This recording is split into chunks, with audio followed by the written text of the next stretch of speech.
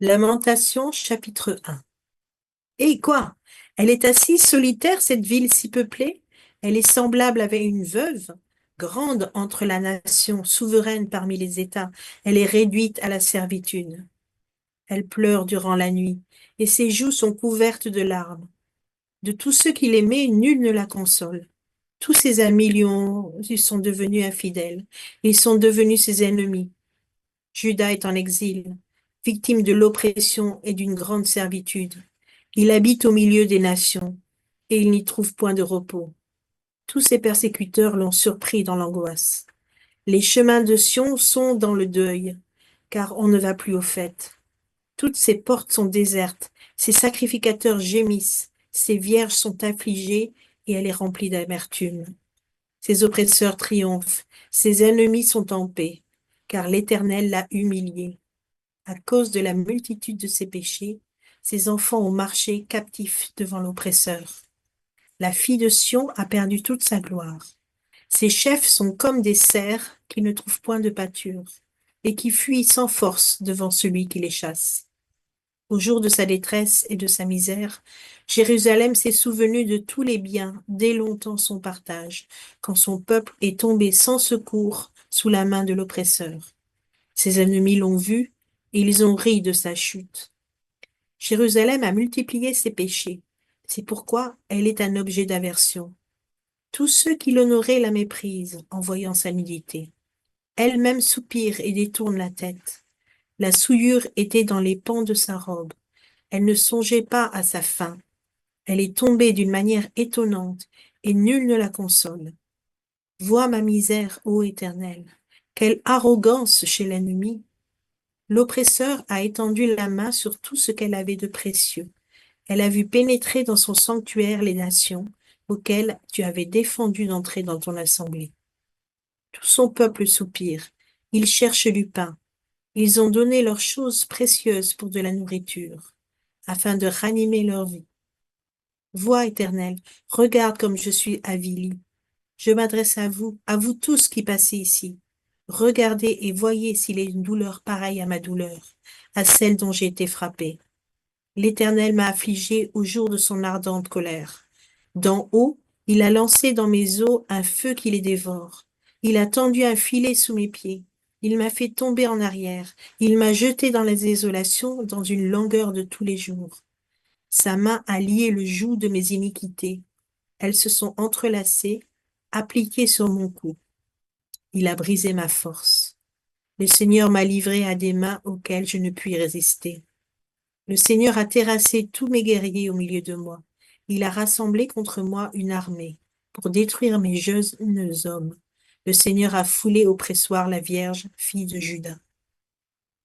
C'est pour cela que je pleure, que mes yeux fondent en larmes, car il s'est éloigné de moi, celui qui me consolerait, qui ranimerait ma vie. Mes fils sont dans la désolation parce que l'ennemi a triomphé. Sion a étendu les mains et personne ne l'a consolé. L'Éternel a envoyé contre Job les ennemis d'alentour. Jérusalem a été un objet d'horreur au milieu d'eux. L'Éternel est juste, car j'ai été rebelle à ses ordres. Écoutez, vous tous, peuple, et voyez ma douleur. Mes vierges et mes jeunes hommes sont allés en captivité. J'ai appelé mes amis, et ils m'ont trompé. Mes sacrificateurs et mes anciens ont expiré dans la ville. Ils cherchaient de la nourriture afin de ranimer leur vie. Éternel, regarde ma détresse, mes entrailles bouillonnent, mon cœur est bouleversé au-dedans de moi, car j'ai été rebelle. Au dehors, l'épée a fait ses ravages, au dedans, la mort. On a entendu mes soupirs, et personne ne m'a consolé. Tous mes ennemis ont appris mon malheur. Ils se sont réjouis de ce que tu l'as causé. Tu amèneras, tu publieras le jour où ils seront contre moi. Que toute leur méchanceté vienne d'avant moi, et traite-les comme tu m'as traité, à cause de toutes mes transgressions, car mes soupirs sont nombreux et mon cœur est souffrant. Lamentation, chapitre 2. Et quoi? Le Seigneur, dans sa colère, a couvert de nuages la fille de Sion.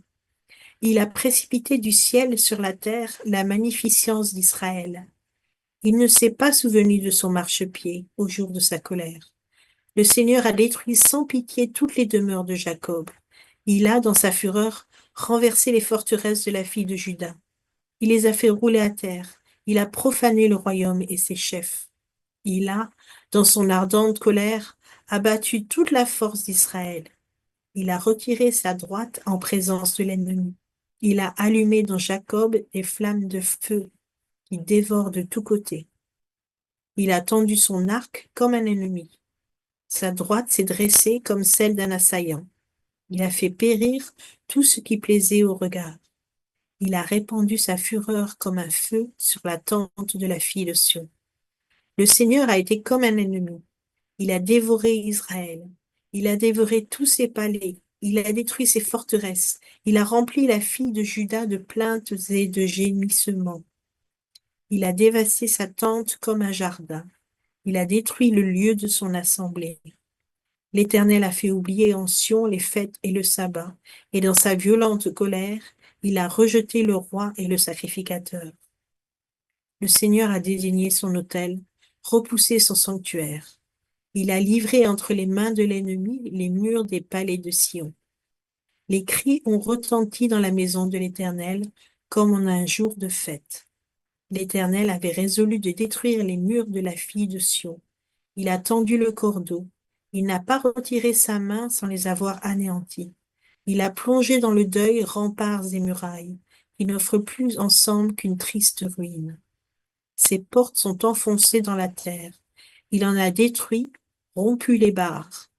Son roi et ses chefs sont parmi les nations. Il n'y a plus de loi. Même les prophètes ne reçoivent aucune vision de l'Éternel. Les anciens de la fille de Sion sont assis à terre. Ils sont muets. Ils ont couvert leur tête de poussière. Ils se sont revêtus de sacs. Les vierges de Jérusalem laissent retomber leur tête vers la terre. Mes yeux se consument dans les larmes. Mes entrailles bouillonnent. Ma bile se répand sur la terre à cause du désastre de la fille de mon peuple. Des enfants et des nourrissons en défaillance dans les rues de la ville. Ils disent à leur mère, où y a-t-il du blé et du vin? Et ils tombaient comme des blessés dans les rues de la ville. Ils rendaient l'âme sur le sein de leur mère. Que dois-je te dire? À quoi te comparer, fille de Jérusalem? Qui trouver de semblable à toi? Et quelle consolation te donner, vierge, fille de Sion? Car ta plaie est grande comme la mer. Qui pourra te guérir? Des prophètes ont eu pour toi des visions vaines et fausses. Ils n'ont pas mis à nu ton iniquité. Afin de détourner de toi la captivité, ils t'ont donné des oracles mensongers et trompeurs. Tous les passants battent des mains sur toi. Ils sifflent, ils secouent la tête contre la fille de Jérusalem. Est-ce là cette ville qu'on appelait une beauté parfaite, leur joie de toute la terre? Tous tes ennemis ouvrent la bouche contre toi. Ils sifflent, ils grincent des dents. Ils disent, nous l'avons englouti. Eh bien, le jour que nous attendions, nous l'avons atteint, nous le voyons. L'Éternel a exécuté ce qu'il avait résolu. Il a accompli la parole qu'il avait dès longtemps arrêtée. Il a détruit sans pitié. Il a fait de toi la joie de l'ennemi. Il a relevé la force de tes oppresseurs. Leur cœur crie vers le Seigneur. Mur de la fille de Sion, répand jour et nuit des torrents de larmes. Ne te donne aucun relâche, et que ton œil n'ait point de repos. Lève-toi, pousse des gémissements à l'entrée des veilles de la nuit. Répands ton cœur comme de l'eau en présence du Seigneur. Lève tes mains vers lui pour la vie de tes enfants qui meurent de faim au coin de toutes les rues. Vois, Éternel, regarde qui tu as ainsi traité. Fallait-il que des femmes dévorassent le fruit de leurs entrailles, les petits enfants objets de leur tendresse, que sacrificateurs et prophètes fussent massacrés dans le sanctuaire du Seigneur? Les enfants et les vieillards sont couchés par terre dans les rues. Mes vierges et mes jeunes hommes sont tombés par l'épée. Tu as tué au jour de ta colère, tu as égorgé sans pitié. Tu as appelé de toutes parts sur moi l'épouvante, comme un jour de fête, au jour de la colère de l'Éternel. Il n'y a eu ni réchappé, ni survivant. Ceux que j'avais soignés et élevés, mon ennemi les a consumés. Lamentation, chapitre 3. Je suis l'homme qui a vu la misère sous la verge de sa fureur. Il l'a conduit, mené dans les ténèbres, et non dans la lumière. Contre moi, il tourne et retourne sa main tout le jour. Il a fait dépérir ma chair et ma peau, il a brisé mes os. Il a bâti autour de moi, il m'a environné de poison et de douleur. Il me fait habiter dans les ténèbres, comme ceux qui sont morts dès longtemps. Il m'a entouré d'un mur pour que je ne sorte pas. Il m'a donné de pesantes chaînes.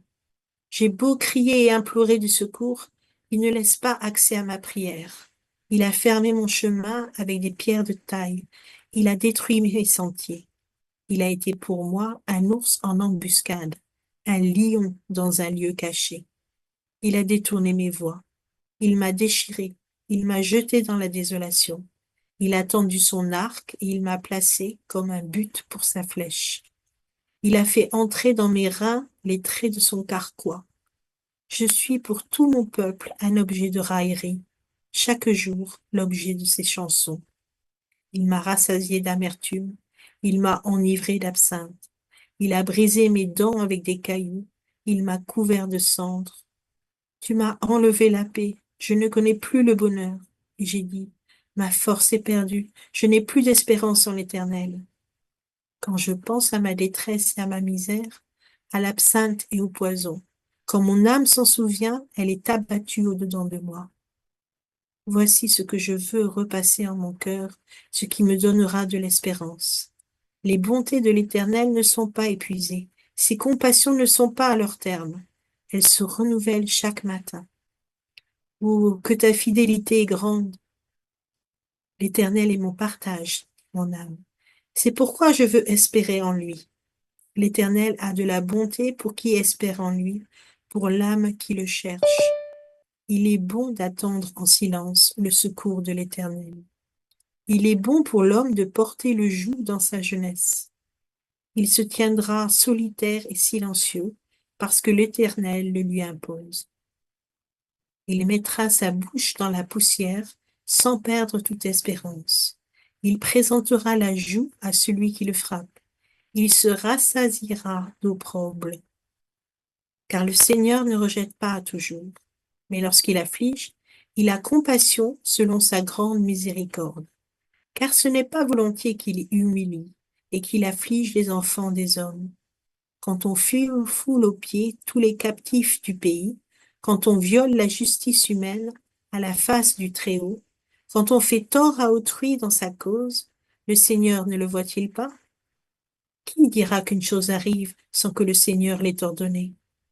N'est-ce pas de la volonté du Très-Haut que viennent les maux et les biens? Pourquoi l'homme vivant se plaindrait-il? Que chacun se plaigne de ses propres péchés. Recherchons nos vies et sondons, et retournons à l'Éternel. Élevons nos cœurs et nos mains vers Dieu qui est au ciel. Nous avons péché, nous avons été rebelles, tu n'as point pardonné. Tu t'es caché dans ta colère, et tu nous as suivis. Tu as tué sans miséricorde. Tu t'es enveloppé d'un nuage pour fermer accès à la prière. Tu nous as rendus un objet de mépris et de dédain au milieu des peuples. Ils ouvrent la bouche contre nous, tous ceux qui sont nos ennemis. Notre partage a été la terreur et la fosse, le ravage et la ruine. Les torrents d'eau coulent de mes yeux à cause de la ruine de la fille de mon peuple. Mon œil fond en larmes, sans repos, sans relâche, jusqu'à ce que l'Éternel regarde et voit du haut des cieux. Mon œil me fait souffrir à cause de toutes les filles de ma ville. Ils m'ont donné la chasse comme à un oiseau, ceux qui sont à tort mes ennemis. Ils ont voulu anéantir ma vie dans une fosse. Ils ont jeté des pierres sur moi. Les eaux ont inondé ma tête. Je disais, je suis perdu. J'ai invoqué ton nom, ô Éternel, du haut de la fosse. Tu as entendu ma voix. Ne ferme pas l'oreille à mes soupirs, à mes cris. Au jour où je t'ai invoqué, tu t'es approché. Tu as dit, Ne crains pas. Seigneur, tu as défendu la cause de mon âme, tu as racheté ma vie. Éternel, tu as vu ce qu'on m'a fait souffrir. Rends-moi justice. Tu as vu toute leur vengeance, tout leur complot contre moi. Éternel, tu as entendu leurs outrages, tous leurs complots contre moi, les discours de mes adversaires et les projets qu'ils formaient chaque jour contre moi. Regarde, ils sont assis, et quand ils se lèvent, je suis l'objet de leurs chansons. Tu leur donneras un salaire, ô Éternel, selon l'œuvre de leurs mains. Tu les livreras à l'endurcissement de leur cœur, à ta malédiction contre eux. Tu les poursuivras dans ta colère, et tu les extermineras de dessous les cieux, ô Éternel. Lamentation chapitre 4. Et quoi? L'or a perdu son éclat, l'or pur est altéré, les pierres du sanctuaire sont dispersées au coin de toutes les rues. Les nobles fils de Sion, estimés à l'égal de l'or pur, sont regardés, hélas, comme des vases de terre, ouvrage des mains du potier. Les chacals même présentent la mamelle et allaitent leurs petits. Mais la fille de mon peuple est devenue cruelle, comme les autruches du désert. La langue du nourrisson s'attache à son palais, desséché par la soif. Les enfants demandent du pain, et personne ne leur en donne. Ceux qui se nourrissaient de mets délicats périssent dans les rues. Ceux qui étaient élevés dans la pourpre embrassent les fumiers. Le châtiment de la fille de mon peuple est plus grand que celui de Sodome, détruite en un instant, sans que personne ait porté la main sur elle. Ses princes étaient plus éclatants que la neige, plus blancs que le lait. Ils avaient le teint plus vermeil que le corail. Leur figure était comme le saphir. Leur aspect est plus sombre que le noir. On ne les reconnaît pas dans les rues. Ils ont la peau collée sur les os, sèche comme du bois. Ceux qui périssent par l'épée sont plus heureux que ceux qui périssent par la faim. Tombent exténués, privés du fruit des champs. Les femmes, malgré leur tendresse, font cuire leurs enfants. Ils leur servent de nourriture au milieu du désastre de la fille de mon peuple. L'Éternel a épuisé sa fureur. Il a répandu son ardente colère. Il a allumé dans Sion un feu qui en dévore les fondements. Les rois de la terre n'auraient pas cru. Aucun des habitants du monde n'aurait cru que l'adversaire, que l'ennemi entrerait dans les portes de Jérusalem. Voilà le fruit des péchés de ses prophètes, des iniquités de ses sacrificateurs, qui ont répandu dans son sein le sang des justes. Ils erraient en aveugles dans les rues, souillés de sang. On ne pouvait toucher leurs vêtements. Éloignez-vous, impurs, leur criait-on. Éloignez-vous, éloignez-vous, ne nous touchez pas. Ils sont en fuite, ils errent çà et là. On dit parmi les nations, ils n'auront plus leur demeure. L'Éternel les a dispersés dans sa colère. Il ne tourne plus les regards vers eux. On n'a eu ni respect pour les sacrificateurs, ni pitié pour les vieillards. Nos yeux se consumaient encore, et nous attendions vainement du secours. Nos regards se portaient avec espérance vers une nation qui ne nous a pas délivrés. On épiait nos pas pour nous empêcher d'aller sur nos places. Notre fin s'approchait, nos jours étaient accomplis, notre fin est arrivée. Nos persécuteurs étaient plus légers que les aigles du ciel. Ils nous ont poursuivis sur les montagnes, ils nous ont dressé des embûches dans le désert. Celui qui nous faisait respirer, loin de l'Éternel, a été pris dans leur fosse.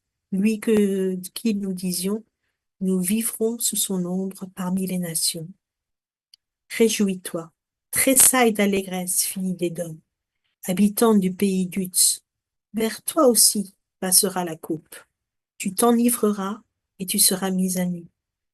Fille de Sion, ton iniquité est expiée. Il ne t'enverra plus en captivité, fille d'Édom. Il châtiera ton iniquité, il mettra tes péchés à découvert. Lamentation, chapitre 5.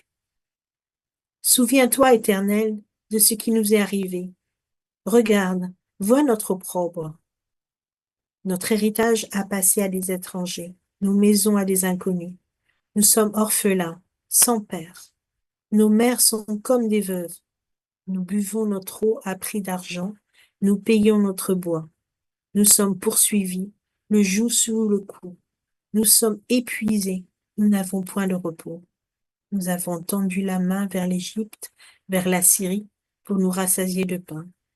Nos pères ont péché, ils ne sont plus. Et c'est nous qui portons la peine de leurs iniquités. Les esclaves dominent sur nous, et personne ne nous délivre de nos mains. Nous cherchons notre pain au péril de notre vie, devant l'épée du désert. Notre peau est brûlante comme un four, par l'ardeur de la faim. Ils ont déshonoré les femmes dans Sion, les vierges dans les villes de Juda. Des chefs ont été pendus par leurs mains. La personne des vieillards n'a pas été respectée. Les jeunes hommes ont porté la meule, les enfants chancelaient sous des fardeaux de bois. Les vieillards ne sont plus à la porte. Les jeunes hommes ont cessé leur chant. La joie a disparu de nos cœurs. Le deuil a remplacé nos danses. La couronne de notre tête est tombée. Malheur à nous, parce que nous avons péché. Si notre cœur est souffrant, si nos yeux sont obscurcis, c'est que la montagne de Sion est ravagée, c'est que les renards s'y promènent. Toi, l'Éternel, tu règnes à jamais. Ton trône subsiste de génération en génération. Pourquoi nous oublierais-tu pour toujours? Nous abandonnerais-tu pour de longues années? Fais-nous revenir vers toi, ô Éternel, et nous reviendrons. Donne-nous encore des jours comme ceux d'autrefois. Nous aurais-tu entièrement rejetés et t'irriterais-tu contre nous jusqu'à l'excès?